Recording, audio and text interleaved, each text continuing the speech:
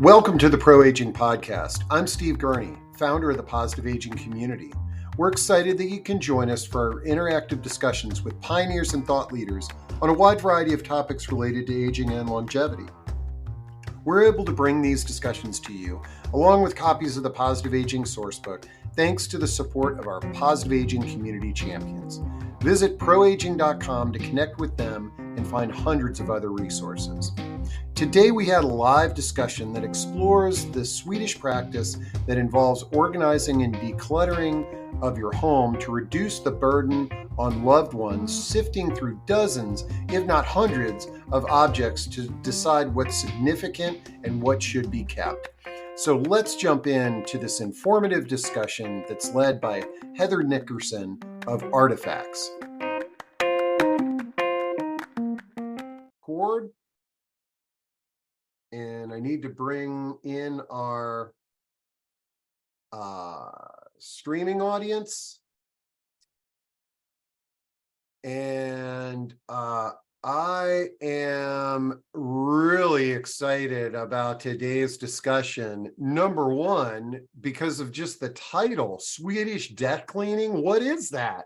And I was thrilled when my friend and colleague Heather Nickerson of Artifcts suggested this for a topic, and I said, well, do you know somebody who can share with us what this is? And she's like, Steve, I'd be delighted to. And so without further ado, let's get this going and welcome Heather Nickerson to the stage here. Heather, thanks for being back with us, and I will make sure to share in chat our first discussion that we had, which was talking about what to do with our stuff and how this platform Artifcts that you've created is a great solution.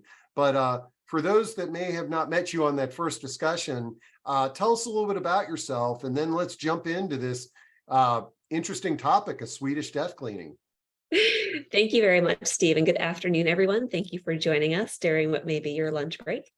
My name is Heather Nickerson. I'm the co-founder and CEO of Artifcts. That's Artifcts.com. We are a web and app-based platform that helps you capture, preserve, and share the histories, the stories, the memories, and the value behind all your stuff. And as Steve noted, this is one of my passions, Swedish death cleaning. It is a topic and also a way of life, a thought process that I wish that everyone was able to embrace, because it's, when you get into it, it's a lot of fun. So we're going to walk through, have I think a really engaging conversation about just what it is and how do we do it today. One of the reasons this is so passionate for me is that part of my story before founding Artifcts was that my mother, she passed away 6 years ago. And as the eldest and only girl, I inherited 6,000 square feet of stuff. And I didn't know what to do with the stuff. She had an estate plan, she had all of the financials, the taxes, the records, those were taken care of. But at the end of the day, you have to deal with the stuff. So part of my stuff journey was trying to figure out, how do others deal with this? What do you do with all that stuff? And I came across the book published by a Swedish author. Her name is Margareta Magnusson, and she wrote the book, The Gentle Art of Swedish Death Cleaning. So I read the book, and after reading it, I was just, oh my gosh, I wish my mother had done this. It makes so much sense. And it would have been my job as the eldest daughter so much easier. So you're probably asking right now, just what in the world is Swedish death cleaning? So the name may sound intimidating, but I want to assure all of you, you don't have to be on death's doorstep to do it. It's something that I actively do. I'm in my 40s, and I do it. I think about it all the time when I'm looking at my stuff or going through stuff. So Swedish death cleaning is essentially, it's the practice by which folks, either elderly or just wherever you happen to be in life, but you work with your families and you start to set your affairs in order. It involves organizing and decluttering your home to reduce the burden on a loved one of having to sift through dozens, if not hundreds, or in my case, thousands of objects, trying to figure out what they are, and what you're supposed to do with them. It's really meant to reduce, I think, that like the guilt and the stress that often comes at the end of life. However, again, you don't have to be at end of life to do this. One of the things that really struck me in reading Magnuson's book is she has this quote I want to share with you before we start jumping into the conversation. But the quote that really struck me is that she said, whether it's sorting the family heirlooms from the junk, downsizing to a smaller place, or setting up a system to help you stop misplacing your keys, death cleaning gives us the chance to make the later years of our lives as comfortable and stress-free as possible. And for me, that comfort and stress-free part, that's what really resonated. That's what helped me to understand, yes, I wished my mother had done this, but I can't change the past. But I can certainly ensure that as I live my life and I accumulate stuff from travel or just, life in general, birthdays, anniversaries, holidays, that I have a plan for my stuff. And that is, as my co-founder and I thought about Artifacts, it helped us shape and form the whole idea that anyone, anywhere should be able to have a plan for what happens next with all their stuff. So it's a very long intro to what is death cleaning, but Steve, back over to you. I love it. Okay. This is amazing. And we were talking before we turned the cameras on, is sort of like the name Swedish death cleaning. It's sort of like, okay, is that the most positive name to describe this? And I actually I feel like it is, and because it's such an unusual name, it invokes curiosity. And what is this? And the way you described it, it has something to do with death, because we have these possessions and someday we're going to die, all of us, and we need memories, and we need those possessions in our lives to sort of carry on if they're important to us. So you posed a challenge to me when we scheduled this. I think you just asked me to pick an item that is of importance to me and reflect on it and think about it. So I thought about this, and the first thing that came to mind when you challenged me to that was my bicycles, because I'm a cyclist, and if there's any possession that has great meaning in my life, or has had great meaning in my life, it's been the bicycles that I've owned, because I use them almost daily, and they keep me healthy. They create a community for me. They're wonderful. But as far as stuff that I care about passing on and telling the stories of my bikes, I could care less about them, and so I actually used your platform on our first discussion, and I intentionally used your platform to get rid of some of my stuff. I wanted to take pictures of this stuff, write a little story about it, and then throw them away. Well, the interesting thing is I threw away everything except for one item that I can't give up, and that is my grandparents' rotary dial phone. And you all can see on Artifacts here, the platform where, whoops, am I sharing? Can you see that, Heather? I can see that, Steve. Yep, you're sharing. Okay. Yeah, so you can see the rotary dial phone. I wrote a little story about it. I took some pictures on the underneath. I fully expected to get rid of this darn thing, but it's right here, and I love looking at it. It reminds me of my grandparents. It also reminds me of how far we've come technology wise. That phone was purchased in 1983, and now look at what we're using for a phone. And so that was sort of my attempt at kind of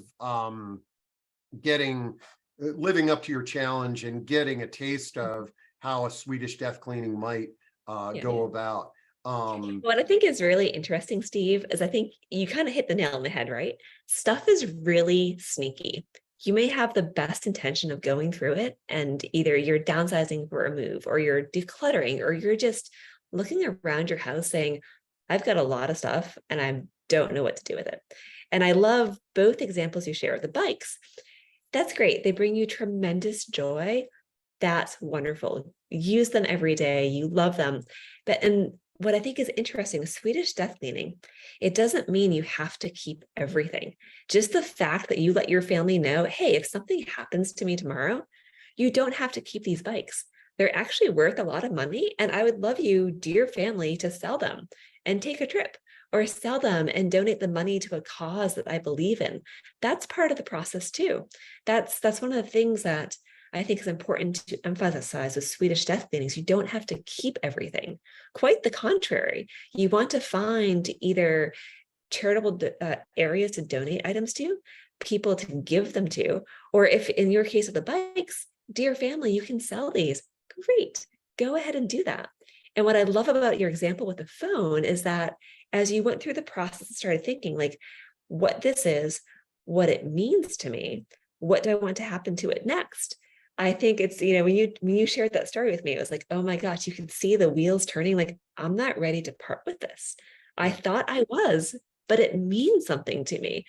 And therefore I'm going to keep it.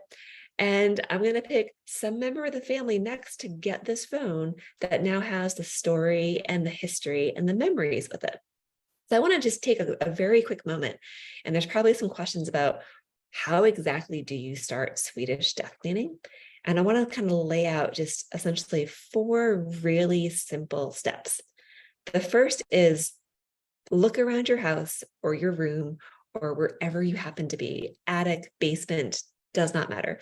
Grandma's house for that instance. Pick an object.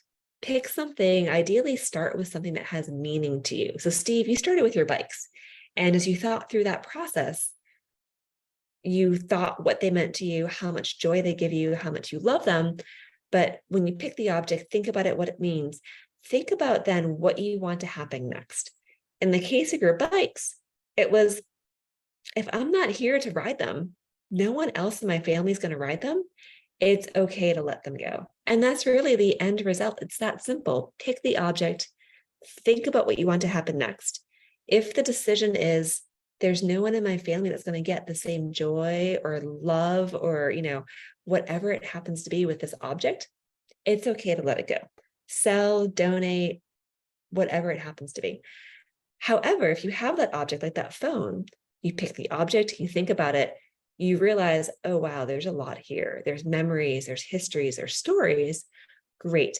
This is where in the process, take time to document that. Think about, again, it can be short and simple. This was grandma's phone, and I remember seeing it every single day when I was a kid, and it means something to me. Next step is then pick a person, or if you plan to say it's a historical item, you want to donate it, pick the museum or whatever that is, but pick where it goes next. Same thing with the bikes, but because you're going to keep this a bit longer, you've added that step of documenting that story, that history, that memory. But say in your case, you have, maybe you have got a niece or a nephew that also loved playing with those phones when they were younger. You could decide, these phones are now going to go to, my nephew, Johnny, and they're going to go to him because I remember when he was little, he would try to figure out how they worked. It's really that simple. Pick the object, think about what it means to you. And after you thought about that, think about what do you want to happen to it next. And then if you're going to be giving it to someone or to some place, document the history, the story, kind of the memory behind it, and essentially share why they're getting it. And then it's okay to let go of the item. So it's a really simple process. And that's where early in the conversation, the introduction, I said it's truly a mindset.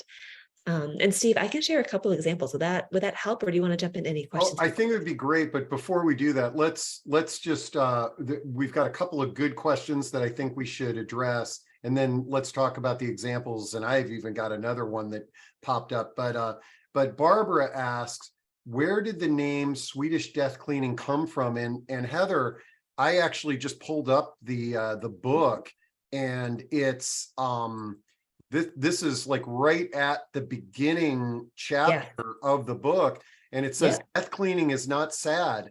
I am death cleaning, or as we call it in Swedish, Das Dotstatning. Yeah. do. And in Swedish, it's a term that means you remove unnecessary things to make your home nice and orderly when you Yes. think of the time is coming closer for you to leave the planet. Yeah. But do you want to elaborate any more on that? Yes. I would love to. And that, again, remember that quote at the very beginning.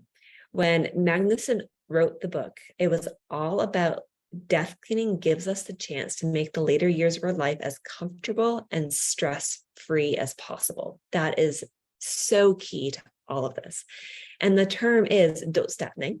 So a fun fact, I spent a lot of time in Denmark. I spent a year there when I was in college and learned to love, I think, the practicality of the Scandinavian culture. And in Sweden, but also throughout Scandinavia, it's as you approach, I think, later years, downsizing, decluttering, you don't want to leave a burden to the next generation. And that's really what Magnusson is trying to impart in this book. So yes, this is not, although she authored the book in 2018, this is not a new concept for anyone in Sweden or really Scandinavia. It's something that you do and you practice as you age, whether you're moving or aging in place. That's the beautiful things. You don't have to be downsizing to do this. You could be, aging in place and the house you grew up in as a child, and you can still Swedish death clean. But it is a Swedish, literally a Swedish word that means death and cleaning put together. The Scandinavians are great at making these really complex compound words. I love it. And then as her book got translated into English, we took the term Swedish death cleaning. I'm not entirely sure how we made it Swedish death cleaning, other than she was a Swedish author. And I think to your earlier point, Steve, there's some intrigue. Like if you just called it death cleaning, maybe not as fun as Swedish death cleaning, but the term did originate in Sweden with Magnusson, but the concept has been practiced for decades and decades and decades throughout Scandinavia. And it really is all about creating order, diffusing stress, and reducing clutter, especially in your later years. Okay, great. Well, before we go to your example, I always like being able to address audience questions because it takes us down rabbit holes that are fantastic.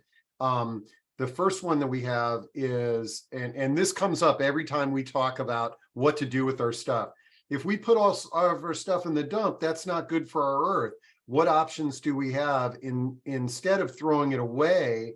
And then Soy says, what happens if the person you want to give it to doesn't want it? People have so little room for more stuff, or it doesn't go with their space. So I think both of those questions come hand in hand. Yes, they definitely do. And I think that's also, we have a stuff problem in the US. Let's just be very frank about it. We have a lot of it. A lot of times we purchase it without necessarily thinking like what's going to happen next to it. So we accumulate a lot of stuff. And sadly, in the US, especially when we're moving or downsizing, the easy button is the dump. We have various junk haulers. We all know the big names. We see them advertising. They make a lot of money by taking stuff to the dump. Thankfully, some of the bigger ones also recycle and they'll do donations as well. But at the end of the day, our stuff, sadly, a lot of it ends up in a landfill. And that is where I think this is so important. It's not just about aging, but it's really about us as a planet and being greener. But if we start talking about the stuff and thinking about what happens next. So to the question about what do we do aside from the landfill? There are, depending on where you live, there are tremendous resources. You could donate to Goodwill. I know that our good friend Matt on our advisory board, he is a Goodwill ambassador for a reason. The donations help create jobs and they help ensure things stay out of landfills. You can also donate to different charities. Maybe there's a specific charity looking for kids' toys. Or maybe there's, where I live in Washington, D.C., we have a nonprofit on Capitol Hill, and they gladly accept art supplies. So all of those things that my daughter had to have when she was 5 and 6 and 7 and 8, and I've got bins of those art supplies, I can donate them there. So it does take a little bit of research to figure out what is the best home when you want to donate something. It is all very easy and very doable. I'll also pop into chat here a link later on in the conversation when I get a chance to stop talking. We at Artifacts, we have an entire resource guide for how do you keep things out of landfills. And we've found partners and organizations that will, for clothing, for books, for even Legos, there's a way to upcycle your Legos. The other thing I would encourage folks to do is, depending on what the item is, there may be a really healthy resale market. And this goes into the next question. A lot of people think no one wants my stuff. You will be surprised what millennials and Gen Z think of vintage items. So my daughter is a tween, and vintage is one of the coolest things in the world to her. She is actively searching thrift stores for vintage concert t-shirts.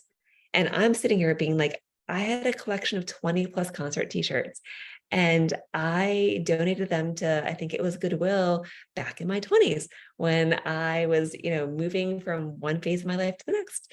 And part of me is like, I really wish I kept them for her. So it's that whole adage, like what is old is new again. You see that from generation to generation. And I will admit, not everyone wants everything you have. And that is where doing the research to find where is the right place to donate this is so critical. You can donate, you can resell, you can also, again, so going back to, I think it was Soy's question? Yeah. You have options. You have donation, resale, selling, and then passing on, like keeping in the family. What we have found the past several years working with Artifacts, people think no one wants my stuff, right? When you start attaching the story and the history to that item, it's amazing what happens. When people realize, in your case, Steve, that phone, it could very easily have been just a random rotary dial phone in your basement, and it gets tossed into the landfill pile. Now that you've added that story, you've shared your memory and what it means to you, the next generation now knows, wait a sec, that's grandma's phone, or that's great grandma's phone. And it takes on a whole new level, I think, of importance and connection. And it sounds really silly, but we have those bits and pieces that kind of tell our story or tell our family, or again, it's what makes you you. And again, not everyone's going to want everything, but when you attach the story, you give meaning to it, you essentially give a why behind it. It is really amazing to see how much more that stuff ends up in a good home where someone's going to use it and love it as much as you do versus in a landfill. And at the end of the day, you can't force anyone to keep something they don't want. But at least you can do is give them the why, give them the reason behind it. And hopefully, even if they decide they don't want to keep it, knowing it has a special meaning to you, they will find another good home to pass it on to. And again, that could be reselling, donating, or someone else in the family who may want it. Yeah, and I think it's important for all of us, when you have the conversations about who you might feel is appropriate to take your stuff, don't put too much pressure on them. I mean, it's very, you need to keep my Hummel collection because this is my most treasured item. Yes. Matt Paxton talks about those all the time. And it's sort of like, instead of taking the whole Hummel collection, hey, Mom, what if we each pick out one piece to remember you by, and then see if there's a resale market for that. So yeah, and every family and every communication dynamic is different. Okay. Okay. We're going to get to, we got a pile of questions coming up, but I think actually if you share your example, that might sort of stimulate some more questions. Of course, happy to. I was quickly looking for the link to pop in there about where to donate. I will get that into chat in a moment. So let me quickly share my screen and share. I want to share two examples about the Swedish death cleaning process. One example is how someone that we worked with, helping them through the process as they were aging in place, but starting to think about what to do with all their stuff. And the second example is one that I will share of my own, just showing you again, you don't have to be at, death's doorstep or older to really be doing Swedish death cleaning. So if you can see my screen, this example here is 3 different Indian brass trays. This is one of our Artifacts members. We were working on a concierge service session with her. We go in and we sit with her, and she tells us the stories and the meaning and the memories behind her stuff, and we help her document it in Artifacts. Just to be clear, you don't have to do concierge. You can simply artifact on your own. It's super easy. But we were working with her to help her collect the stories. And the story behind these 3 trays is that she bought them in New Delhi. She was living overseas in Kathmandu. She went to New Delhi. She tells a great story about being in a market with her friend. They were buying peaches, and she heard a hiss, and there was a king cobra. And she turned around, came face to face with the king cobra. She even tells the story in the audio file, if you can all listen.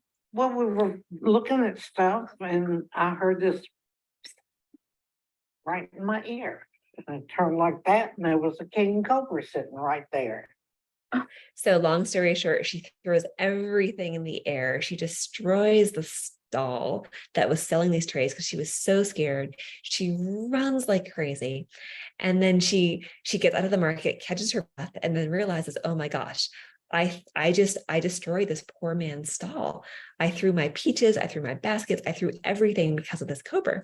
And she goes back and she, of course, apologizes. He's like, it's okay, it's okay. She picks up her stuff, and then she, in talking with him, sees these trays, and she buys these 3 brass trays. This is 60 plus years ago. She then comes home. She's had them in her house for decades and decades. She has 3 grown sons. We artifacted these trays together with her. She shared them with her sons. She then told us that within hours, each son was asking for one of the trays. They had no idea the story behind these trays. They thought she got them at Home Goods or Pier 1.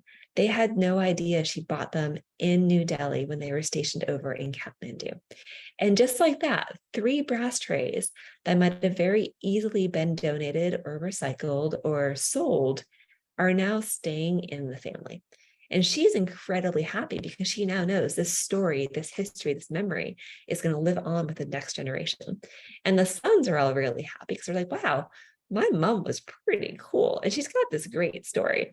And not only that, because she added the audio to this as well, the grandkids can now hear grandmom tell the story again and again and again. So that's just one example of where, again, you start with an object, you add a story, you think about the meaning to you, and then you think about, what do you want to happen to these next? So that is grandmom's story. She's not my grandma, but that is her member name on Artifacts. I'm going to share one of my stories and one of my artifacts with you all. And this is one for me. Again, I plan to be here for years to come, but my relationship with stuff is very different. I'm always thinking about what happens to this next. And back in my head is that whole kind of just lifelong practice of Swedish death cleaning throughout the years. For me, I inherited these beautiful china plates from my mother when she passed. And for me, I really want my daughter to have these plates. So I tell the story about, it was a gift I bought for my mother for Mother's Day years and years ago. They've now come full circle. They now reside in my house. And then one day I want my daughter to have these. So I've made it very clear. I've added not just the story of what these plates mean to me, but I've also added the details for my daughter. So she knows, and I think one of our audience members said, like, what if no one wants this?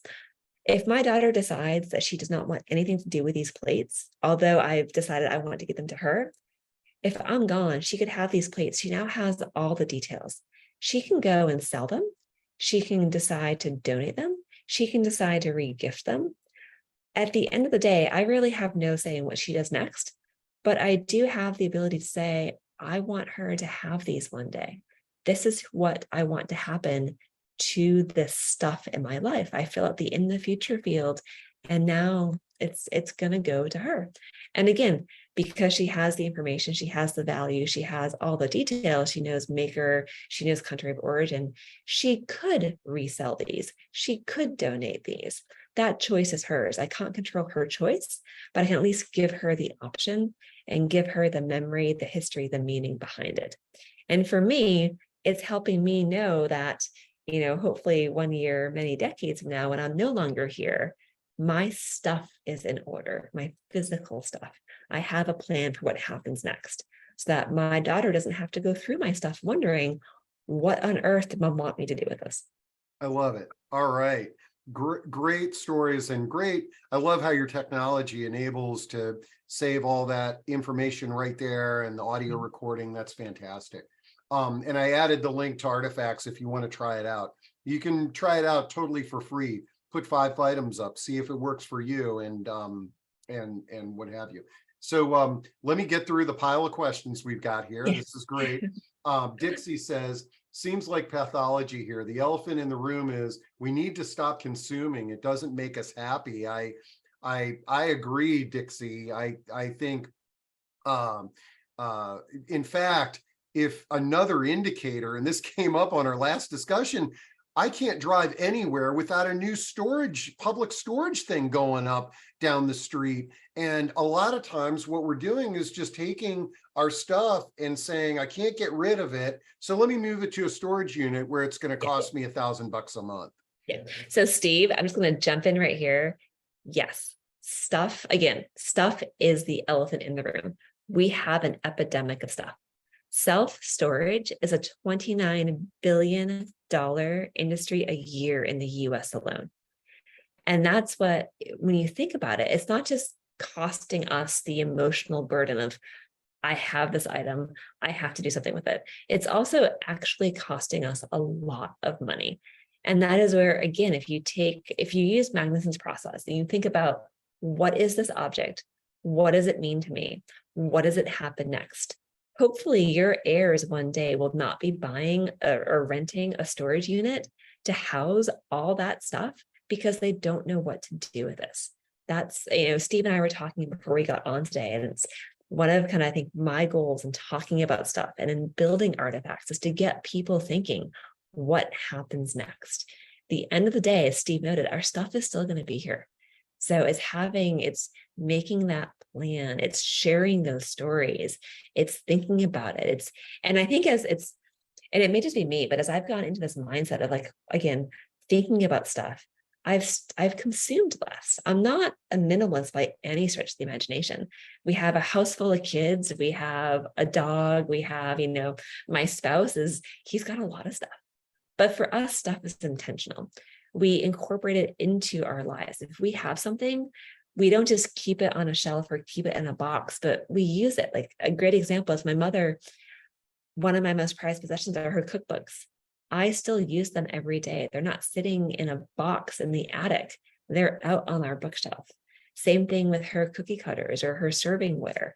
We try really hard to think about, how do we use this stuff? How do we enjoy it? How do we ensure it's not just sitting there? Because when it sits there, that's when we forget about it, and then it becomes someone else's problem. So I would encourage everyone to take 5 minutes, pick an item, think about it, what's going to happen to it. And, as Steve highlighted, maybe nothing's going to happen to it. Maybe it's okay if it gets recycled, or it's going to go sadly in the landfill. There's nothing else that can be done, but hopefully that's the last resort option. Sorry, Steve, I'll let you jump on with questions. Oh, no, I love it. Okay. A bunch of questions because we opened the door about where to donate. And Arlene says, what places will recycle? Joy says, Goodwill is extremely picky these days. Arlene asks, where do we research these places?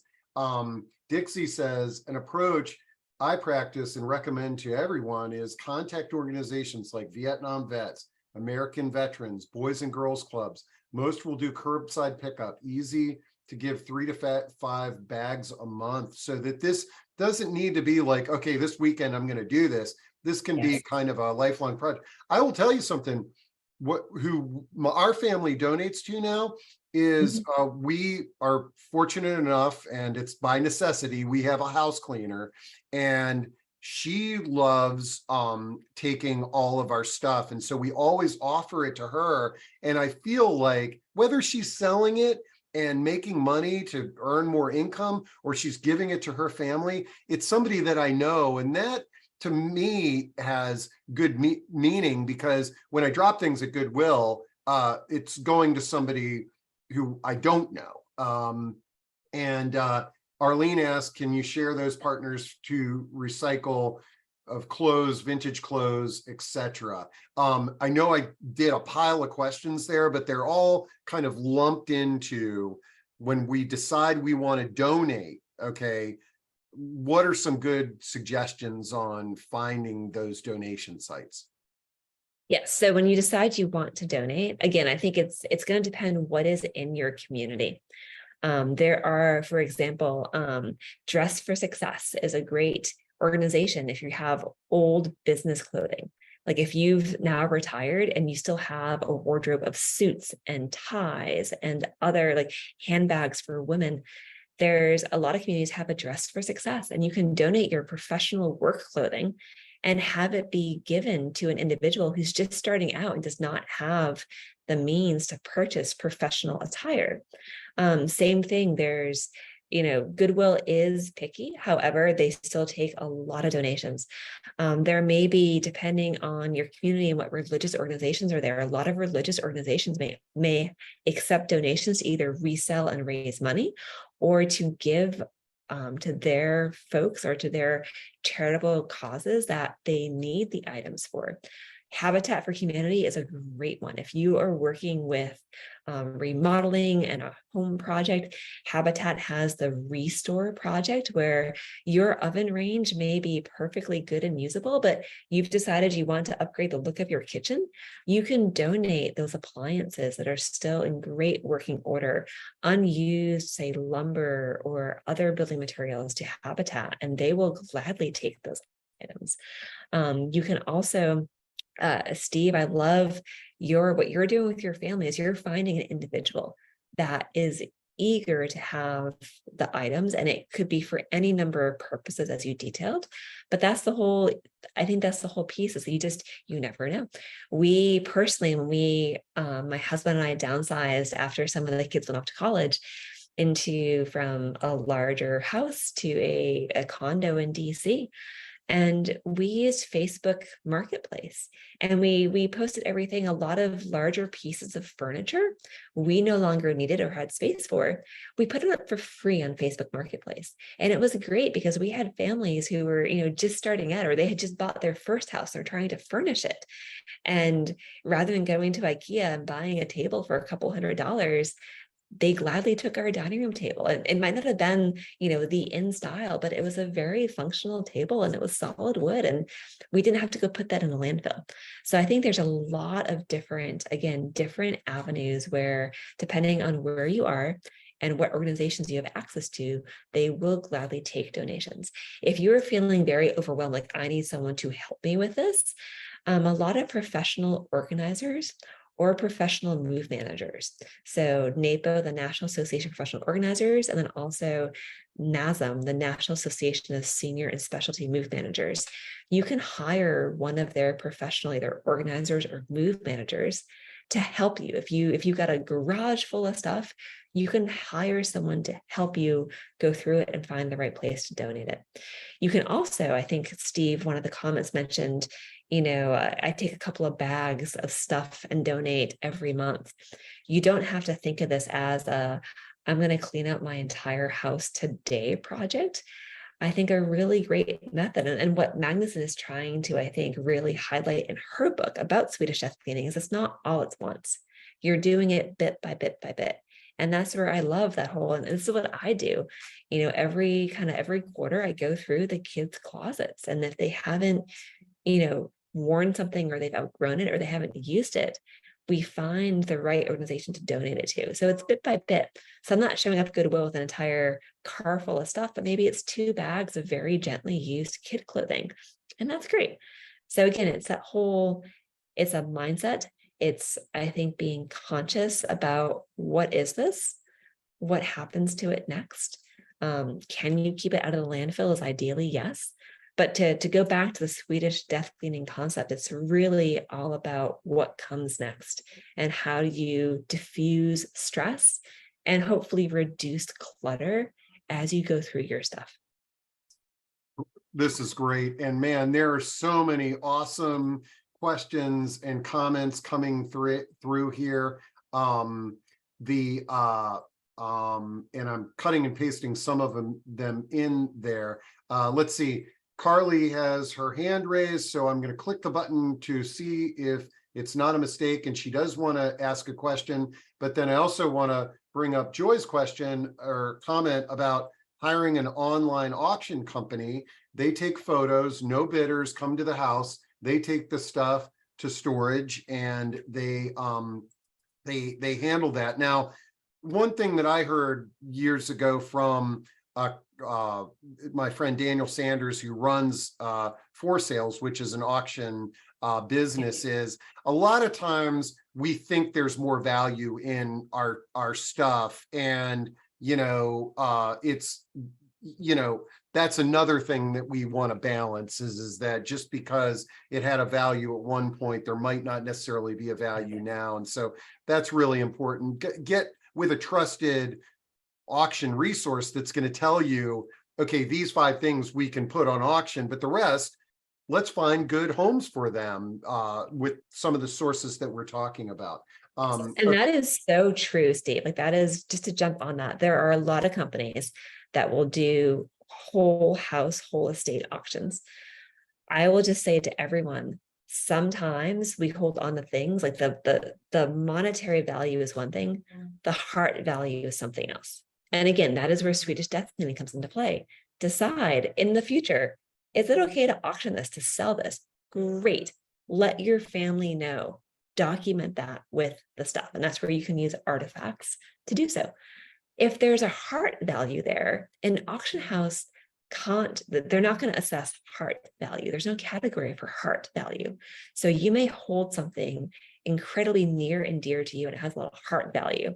But to your earlier point, Steve, maybe it's a Hummel figurine, or maybe it's, some antique that you have. It's got tremendous heart value, like your phone, Steve, heart value all day long. There is no monetary value in that phone. And that is where, again, back to the death cleaning process. If there's monetary value, you can easily sell, you can transact. Those auction companies will definitely help you with that. It's the heart value things get really, really tricky. And that's where you have to stop and ask yourself kind of, which category does it fall into?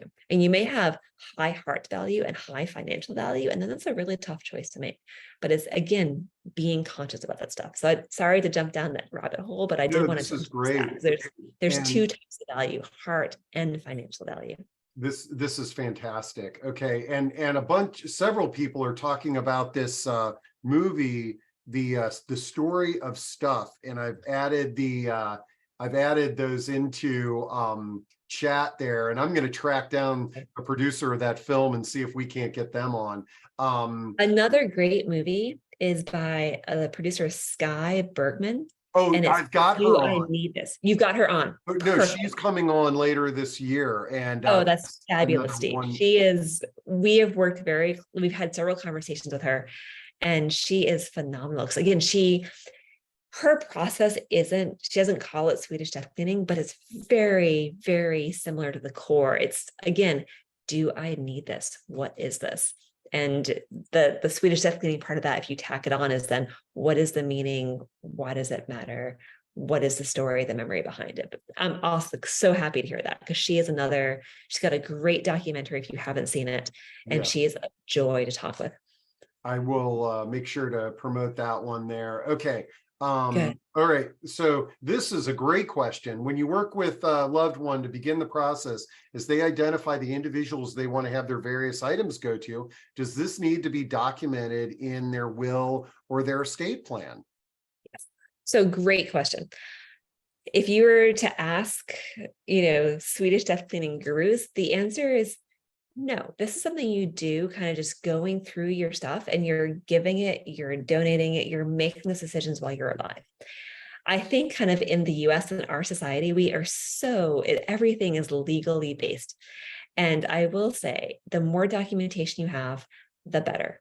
And that is why at Artifacts, when I was sharing my artifacts, if you were able to see, we had the in the future field. If you fill that out, you know what happens: sell, donate, keep in the family, bequeath. With Artifacts, we made it really easy to click a button and export either all of your artifacts or a single artifact over to your estate plan or your will to ensure that it is documented. And we are not, to be clear, we're not attorneys. We do not give legal advice, but we have working with families through this process for years now. You can help avoid a lot of pain and confusion, even family feuds, to be quite honest, over stuff.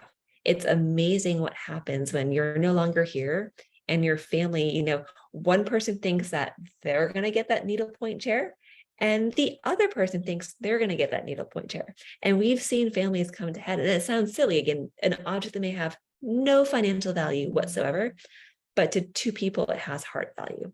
And that is where, again, using this process of Swedish death cleaning, if you're able to, while you're still here, you're alive, you're well, you're active, you can make these decisions and take that burden and diffuse that stress and conflict and let your loved ones know why. Why is Johnny getting that needlepoint chair and not Susie? And with Artifacts, when we built our platform, that was a really big piece of it. We wanted there to be a way to document it. Because in my case, my mother, all of the financial accounts, everything was documented until page 23 of her estate plan, where it said all tangible assets. So all of our stuff is divided equally among us kids.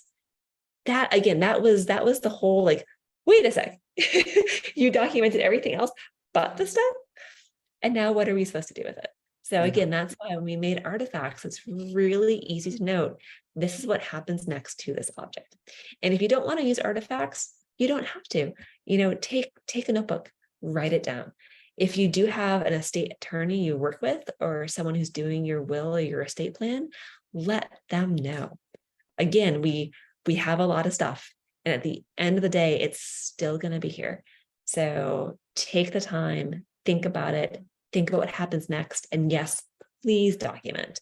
Yeah. Technically, you don't have to with Swedish death cleaning, but I would just urge you to please, please, please do so.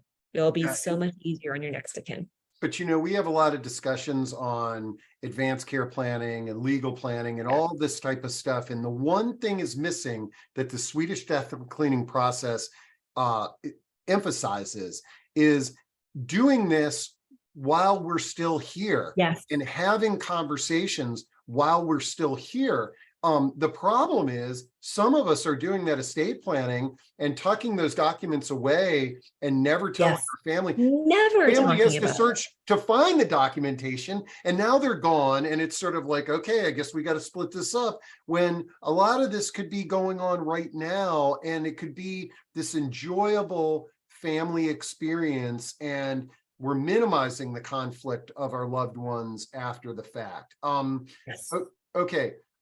Suzanne has a question that I bet you some of our audience members can answer, but you too, Heather. She says, what do you recommend for the lots of silver serving pieces, chafing dishes, things of that nature? The generation that's out there right now does not value fine china the way that maybe our generation and the generations before us did. Any suggestions there? Yes. So actually, I love that you asked the question about silver. We had an expert, Sarah Reeder. She is the owner of Artifactual History. She is an expert in silver appraisals.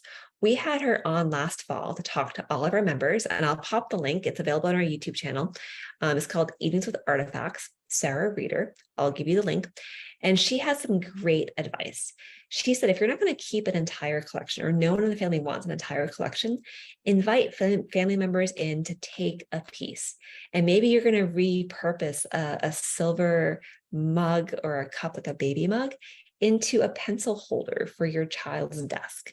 Or maybe you're going to take, a serving plate and make it into a wall hanging. But invite your family in and let them know you don't have to keep, unless you want to keep the entire collection together and sell it, that's always an option. You can always sell it. But if you want to have family members keep pieces of it, a great way to do that is invite them in to take a piece and repurpose it. Let them know it's okay. You don't have to keep the entire collection together and use it as I used it or as grandma used it. Like, find a way to use it in your home, which I thought was a really just unique way of looking at it, because sometimes you're right. People don't entertain the way they used to. They may not have a need for a 12 or a 24 piece silver set, but maybe they want a couple of unique pieces. And then you can always, if your family takes a piece or two that they want and they're going to reuse it, you can always, again, silver still has a lot of value. It is a precious metal. You can resell what is not going to be used or kept in the family. Or, like I said before, if you want to keep the entire collection together and sell the entire collection, that's always an option. But I'd invite kind of everyone to rethink about, again, the stuff. Maybe it has a different use or a different, I think, purpose than what you've been using it or how you view it. Like, the next generation may see it very differently and be very creative about it. So I'll pop that link into chat for people to watch that episode with Sarah, because it really is, I think, a great kind of resource. Okay. And somebody just pointed out to me that chat was not enabled. I fixed that, and I see Pam is already using it. I was wondering why there was no chat and there was tons of questions, but again, little technical kick here. Heather, can you hang on for a bit, because we're not going to get through this pile by the top of the hour. And I just want to remind everybody, this is being recorded. It'll be up there with all the resources that we're talking about. I'll also have Heather's contact information for those that want to subscribe to Artifacts. Like, you can do it for free, but if you there'll be a link. If you add the code ProAging, Heather is going to, if you're paying, she'll give a 10% discount. And I'll put that link on the recording. So if you need to jump off, or if you want to share this recording with somebody, it'll be available. But okay. And Steve, I just put in the chat that link to our Earth Day guide of stuff. So you can download the Earth Day guide totally free. It's a great resource to figure out, like, where can I donate some of these most common items? So that will hopefully answer some of the questions we had earlier about donation. And I'm getting ready to pop into chat that Evenings with Artifacts with Sarah Reeder on silver, because it was a really good discussion and a great resource. We'll add those. And then Pam says to the person that asked the question about China and stuff, she says, I use my silver and China every day. I use my baby cup as a flower container for blossom, for example. This is great, Pam, because, so often these things are hidden away in those little padded, storage bins and just brought out on Thanksgiving and then put away and not used. So thinking about how you could use them, or just use a couple of pieces of them. We've addressed this several times. I love that, Pam. Yeah, but Kitty says, where do you put all the stories in a notebook? As Heather had said, you can use a notebook. You can use, you could take pictures and create a scrapbook. But I think Heather's platform, Artifacts, makes a lot of this a little bit easier and more intuitive and enables you to share it very easily. But it's really whatever's comfortable for you in getting it started. And Steve, I did pop in that link to the YouTube video in chat as well. So it's a great discussion. It's just under an hour, but Sarah walks through everything you'd ever want to know about silver. And she offers some really great tips for how to repurpose that silver. Okay, great. Now, Deborah asks, any suggestions for overcoming feelings of nostalgia or sentimentality? And I kind of illustrated this in my talk about this phone. I think that's all natural for all of us, but Heather, any words of wisdom to help us kind of get through that? So we have learned that when you document the story, and this is what Matt Paxton will tell you all day long, which is why he's on our advisory board, when you take a moment to document and tell the story, If you're not going to keep the item, you tend to feel like, okay, I've shared the story. Someone now knows what this is and why it matters. It's okay to let it go. You don't have to let it go, but over the years and years of doing this, we have seen the more you tell the story, the more you share the story, you share the memory. Once that's out there in the world and people know it, it's not just inside you, it's okay to part with the item, because oftentimes we're keeping the items because of the memory, because of the emotion behind them, because of the connection we have with it. And if you're able to tell and safely share and document that story, that emotion, sometimes that's enough. And I will admit this, as I've been artifacting with my family, I've been able to let go of a lot of things that in the past, like I used to have very sentimental when it comes to cards and letters. And I would have entire drawers full of old cards. I now kind of give myself a gold star because I've artifacted those old cards. And there are a few very important ones, like milestones, the birth of my daughter, getting married to my husband, like moments where I keep those cards that like they're really key milestones. But like the holiday cards, the like, hey, great, they have postcards. I've artifacted them. I have saved the memory. I've saved the meaning. I no longer have drawers and drawers full of old cards and letters. I have one, and I limit myself to that one drawer of really, really important ones. So it does, again, telling the story, preserving the story, sharing the story does help overcome the sentimentality. Great. Now, Barbara says, how best to start? Go through one room at a time, or deal with it all at the same things at the same time, or start with something that you spot, you don't need to keep anymore. Barbara, I'm going to drop into chat. We've done about a dozen discussions on what to do with your stuff that you might find to be helpful. But Heather, any thoughts on how one might approach this? Take it one object at a time, Barbara. That's the best advice. If you don't get overwhelmed by starting in a single room, you can pick a starting point, but don't think you have to go through it all at once. Take it object by object. And Magnuson would suggest pick an object, start with an object that means something to you, and think about what it means to you, and then what's going to happen to it next. Like who's going to get it? Where is it going to be donated? But start with an object. It's really that simple. And you can give, what we found that works really well is if you're trying to go through a lot of stuff, give yourself a goal. If you do one object a week, and we tell people this and their eyes go wide open, one object a week. And if you're using Artifacts, if you do that one object, you add the story, the photos, the video, even audio, at the end of the year, you will have done 52 objects. That's 52 things that your family no longer has to wonder what happens to this next. And if you're using Artifacts, it's all online. You now have a collection of 52 things with stories and memories and histories and photos and video and audio and all of that. But you've gone through what could be for some people a bookcase worth of stuff. Mm-hmm. So I love that idea. It simple, start small. Yeah. And Carol, I posted this in chat, had a suggestion for Barbara. Yes. I'm trying one drawer a day method. One small drawer, 15 minutes, a larger drawer, 30 minutes, disposition only, put it back in the drawer. What I'm going to use, the rest is either donated or thrown away. I love it that y'all are sharing these ideas with each other. Cedar talks about freecycle.org. That's a great resource that folks can use. Sonia, she says, for some reason, I can't cut and paste these links. Don't worry. All of these will literally be up within a half hour of this discussion on our website at proaging.com, so you can access those. Let's see.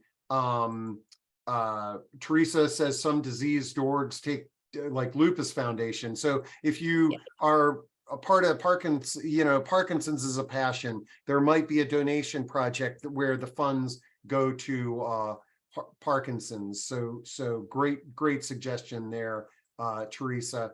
Arlene says, as my kids were outgrowing their gently used clothes, I took them to consignment shops. Unfortunately, there's fewer consignment shops these days.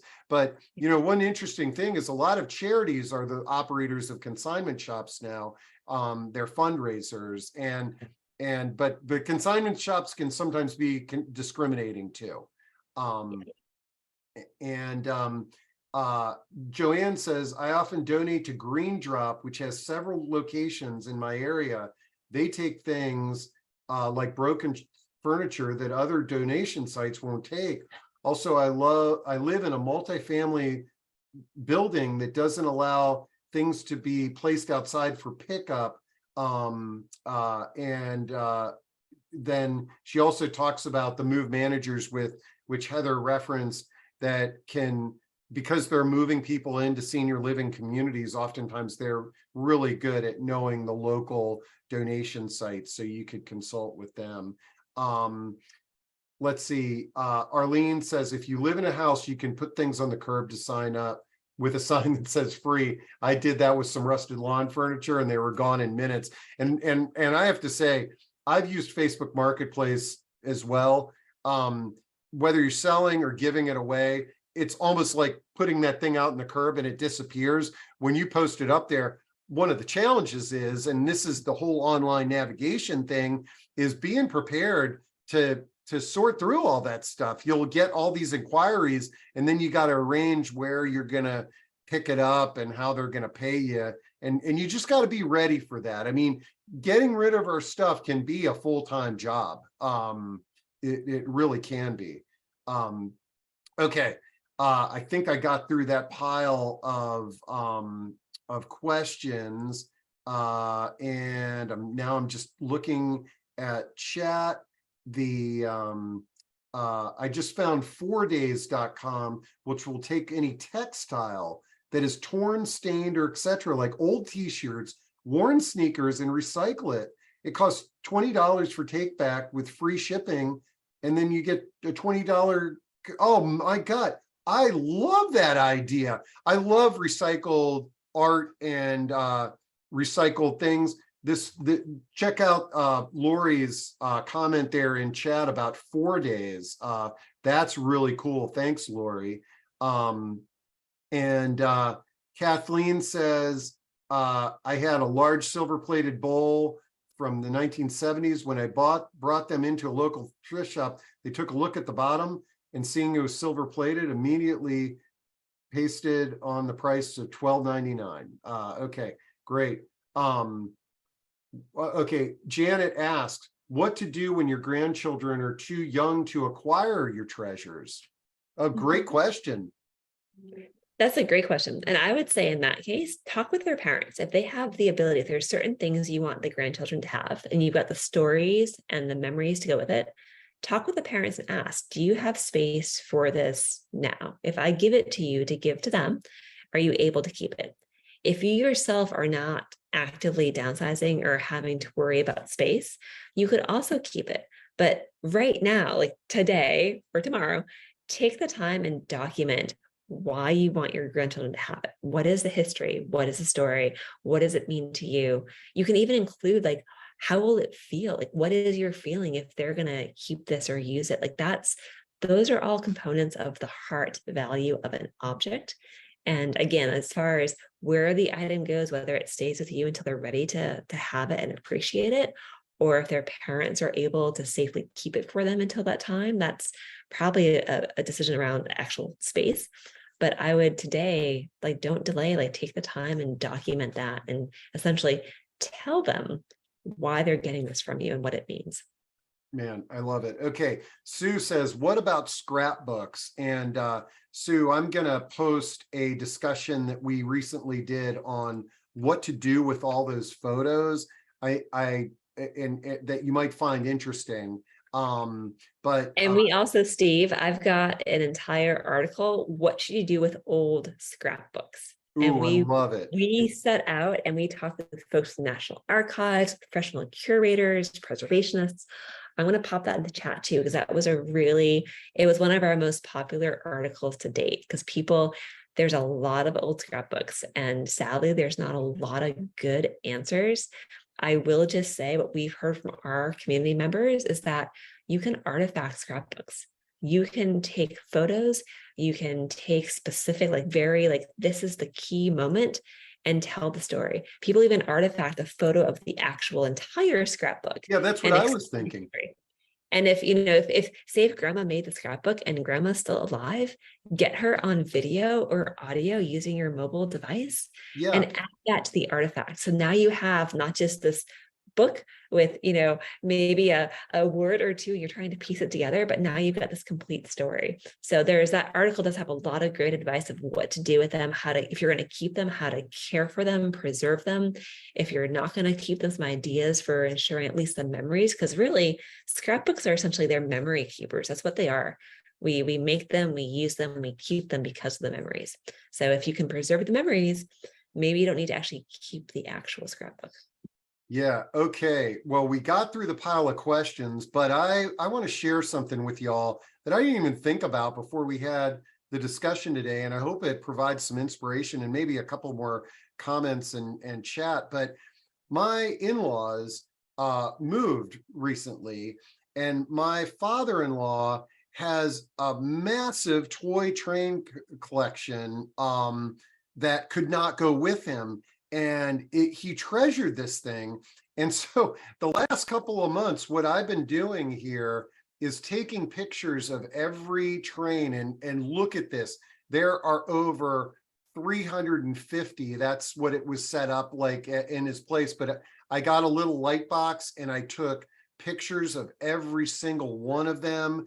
And it's sort of like, and what I realized was, and it's probably due to going through this process with you, Heather, on Artifacts, is that we need to preserve this memory for him before he's going to give it up. And so you with those photos, I was able to create this nice hardbound photo book that he took with him, and he can look at it at any point in time. But now it's like finding a home for this train collection, not necessarily the easiest thing to do in the world, but I've joined the Train Collection Association, and there's a lot of different options. But it's really, doing this has really made me reflect on just collections in general. Is that if you have a passion for something, think about how can you scale that down. And like in reflection, it might be, hey, I love collecting whatever it is, but I'm going to have 5 complete train collections. And if I want to buy train sets, and when I buy a new one, I'm going to give one away, or I'm going to sell it, or I'm going to donate it to the Boy Scouts, and enabling this process to be lifelong. I'm thrilled that he made the move and I was able to do that, because as we all know, if he was gone, we would come in and basically just hand it over to a train sale broker, and the stories and the pictures would never exist. And Steve, 2 points there. One, I love that you made that photo book for him. I would say for the next generation, so a photo book it's a book, and it's not immune to fire, to flood, to damage, to wear and tear. Take a couple of those photos you have and artifact them and get him to tell you the story. Not all 350 photos, but pick 1 or 2 of his favorites and document it, and then share with the rest of the family. With Artifacts, you can click share and privately share with family, with friends, but it keeps the story alive. It keeps the memory alive, and it lets people have that insight to say, hey, I never knew Grandpa had that giant train collection. So again, it's that whole, the digital and the physical world, like photo books are not going anywhere. People love them, but they only have so much utility. You can't share it with 100 different people unless you're going to make 100 copies. And, 100 years from now, that book may not be in the best condition. But I would just say, again, like take a couple, artifact them, share them with him, your family, let others know. And then on the collection point, I'm going to put into chat, we have an entire series, how to artifact collections. And it's a great resource, tips and tricks of how do you, when you have something like that train collection, where do you start? And that goes back to the earlier question. It can be very overwhelming to start with 350 like train cars. So take it bit by bit, but there's a great resource of how to artifact collections. I love it, man. This, no surprise, this has been another awesome discussion. Heather, thanks for introducing this concept to us. But our audience members, as usual, do not disappoint with their great questions and kind of steering us down the rabbit holes of the discussion topics that you are interested in. I appreciate everybody sharing these great things, and somebody just shared that I might look at the Brandywine River Museum that is in Chadds Ford, Pennsylvania. I've been looking into that. Is that what is the, because there's the value, you know, you go on eBay and you sell something, but then, you know, just like we can donate our cars and get a tax write-off, there are some possessions that it might be more economical with our time to just sort of take the tax write-off if we can find a charity that will accept that, and it will work with the IRS and all that type of stuff. Yes. So this is amazing. I will, Heather, I will, and everybody will have the recording up in a bit. If you've got any questions, I'll make sure to have Heather's email and contact on that recording link. And as always, you can throw me an email and suggest, but thanks again, Heather. And we look forward to the next time that we have you on for one of these great discussions. Great. Thank you so much, Steve. Thank you, everyone. Have a great week. You bet.